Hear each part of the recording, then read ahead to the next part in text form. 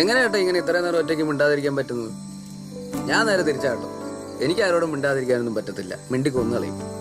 ഒരുമാതിരി ആർത്തിയ. അതുകൊണ്ടായിരിക്കും ആ മഞ്ഞുമല ചെന്ന് പെട്ടത്. അവിടെ ആരോടും മിണ്ടാന.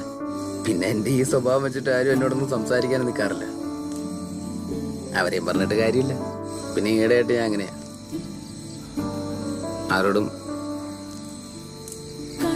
സംസാരിക്കുകയും കാണുകയും ചെയ്യാത്തോണ്ട് ആൾക്കാരോട് എങ്ങനെ പെരുമാറണം എന്ന് പോലും അറിഞ്ഞോളൂ.